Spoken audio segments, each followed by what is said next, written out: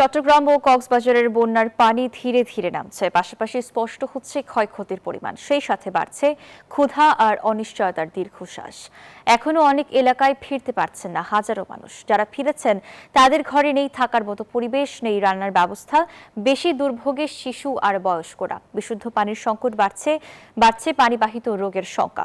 অনেক এলাকায় এখনো নষ্ট টিউবওয়েল, অচল স্যানিটেশন ব্যবস্থা। কৃষকের জমিতে এখন সবুজ ধানের বদলে কাদার স্তূপ। দিনমজুরের হাতে কাজ নেই, ত্রাণও অপ্রতুল। তাই বন্যার পানি নেমে গেলেও দারিদ্র্য আর অনিশ্চয়তার পানি যেন নামছেই না। দেশের চলমান বন্যায় ক্ষতিগ্রস্তদের ত্রাণ, কৃষি উপকরণ, প্রাণী সম্পদের খাদ্য এবং পুনর্বাসনে দ্রুত ব্যবস্থা নেওয়া হবে বলে জানিয়েছে সরকার।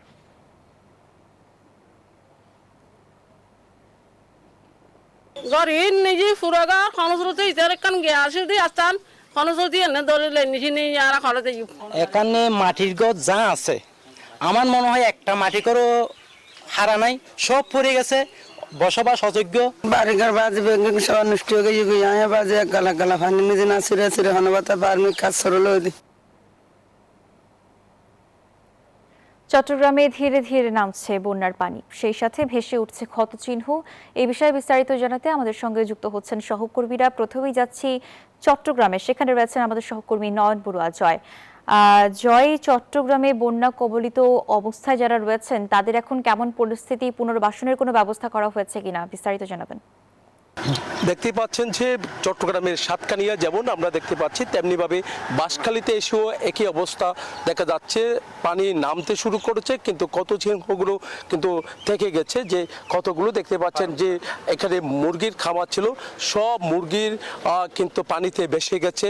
এখানে খামারি যারা আছে তারা কষ্টে পড়েছে। এখানে ঘরবাড়ি আছে, একেবারে ঘরবাড়ি আমরা দেখতে পাচ্ছি বিধ্বস্ত হয়ে পড়ে আছে পানির মধ্যে। তবে পানি নামতে শুরু করেছে, আবার কোনো কোনো জায়গায় এখনো পর্যন্ত পানি থেকে গেছে। তার কারণে এখানে যারা বাসিন্দা রয়েছে তারা খুব কষ্টের মধ্যে আছে বলে আমাদেরকে জানিয়েছেন। আমরা এখানে বাসিন্দা যারা আছে, যারা ক্ষতিগ্রস্ত হয়েছে তাদের সাথে একটু কথা বলার চেষ্টা করব। আমরা দেখতে পাচ্ছি আপনার সামনেই খামার, মুরগি কেমন এখান থেকে বেশি গেছে, আর ঘরবাড়ি কি অবস্থা? আসসালামু আলাইকুম।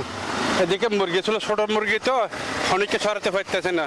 তাড়াতাড়ি মুরগিটা এক জায়গা ছড়া ফেলেছে, এদিকে মুরগিটা চলে গেছে, এই খামারটাও চলে গেছে। মুরগি ফানি হয়তো ফানি এতগুলো ফানি হবে না, মনে করছে তো ফানি হবে না। তারপর দেখতেছে এক জায়গা তো একদম খামার লগিয়ে গেছে।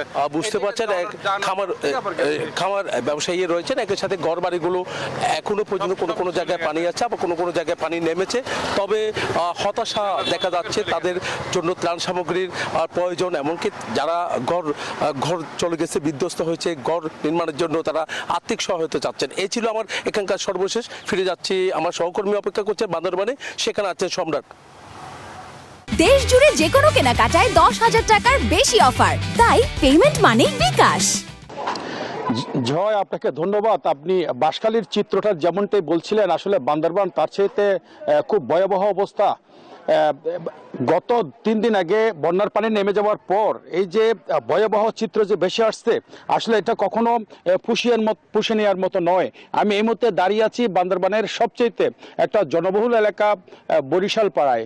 তো এই বরিশাল পাড়ায় আমরা এসে যেটা দেখতে পেলাম, বন্যা পানি নেমে গেলেও ভয়াবহ তার চিত্র এখন বেশি আসছে। মানুষের ঘর বাড়ি বিধ্বস্ত হয়েছে, ঘরের চাল উড়ে গেছে, ভেঙে পড়েছে তাদের জীবন ব্যবস্থা।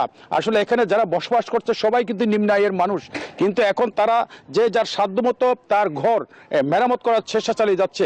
আর যেহেতু বিশেষ করে এখানে যে স্যানিটেশন ব্যবস্থা খুবই নাজুক, ভেঙে পড়েছে স্যানিটেশন ব্যবস্থা, তাদের বায়ু নিষ্কাশনের ব্যবস্থাটা আসলে একবারে বলার মতো না। এবং এখানের লোকজনের সাথে কথা বলে যেটা জানতে পারলাম, আসলে তারা তেমন কোনো ত্রাণ সহায়তা পায় নাই।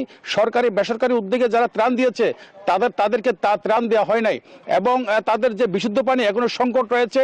বিশুদ্ধ পানির কারণে তারা নদীর পানি পান করতে হচ্ছে। নদীর পানির পান করার কারণে এখন তারা বিভিন্ন রোগে আক্রান্ত হয়ে আসলে হাসপাতালে সহ বিভিন্ন জায়গায় চিকিৎসা নিচ্ছে। তো আমরা জেলা প্রশাসনের সাথে কথা বলেছিলাম, জেলা প্রশাসন বলল ইতিমধ্যে তাদের জন্য বিশুদ্ধ পানির সরবরাহ করা হচ্ছে, এবং পৌরসভা যেটা বলছে তাদের জন্য যা যা সুযোগ সুবিধা দরকার ইতিমধ্যে তারা ব্যবস্থা নিয়েছে। এই ছিল আমার সর্বশেষ তথ্য। বান্দরবান থেকে চলে আসছি স্টুডিওতে মেঘলা। সম্রাট, আপনাকে ধন্যবাদ।